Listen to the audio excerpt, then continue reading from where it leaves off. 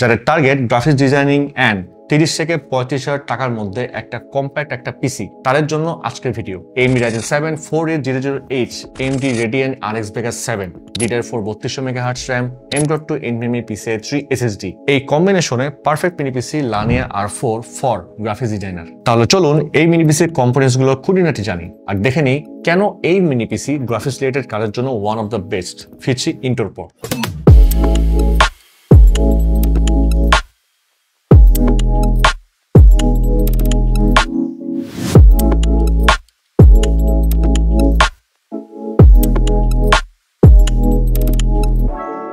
আচ্ছা, প্রথমে দেখি এটার প্রসেসর। AMD Ryzen 7 4800H, এটা হচ্ছে AMD প্রসেসর, আছে 8 কোর্স এন্ড প্রত্যেকটা পারফরম্যান্স স্কোর সাথে 16 থ্রেডস, বেস ফ্রিকোয়েন্সি 2.9 GHz আর boost speed up to 4.2 GHz।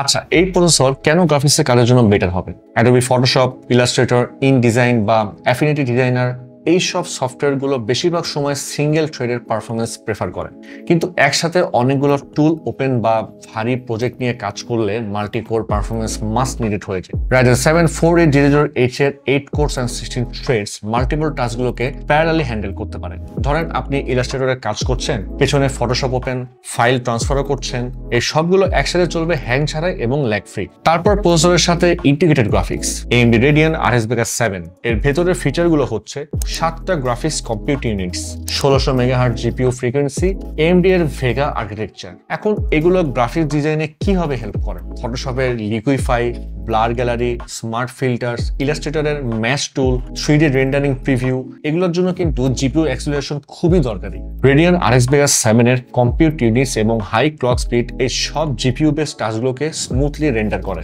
যারা মডারেট লেভেলের ডিজাইনের কাজ করেন, যেমন social media post, logo design, UI UX কিংবা কিছু বেসিক 2D অ্যানিমেশন, তাদের জন্য এই Vega 7 যথেষ্ট।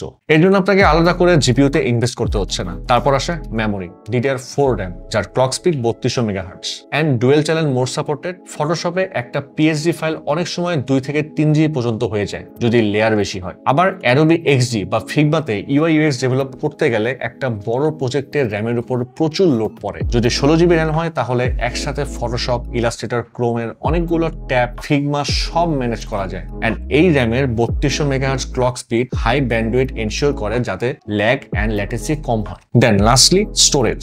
এই মিনি পিসিতে ইউজ হয়েছে western digital green SN350 NVMe SSD Gen 3.0 X4 interface. 500 GB ভেরিয়েন্টের রিড স্পিড প্রায় 2400 Mbps এন্ড 1 TB ভেরিয়েন্টের রিড স্পিড প্রায় 3200 Mbps।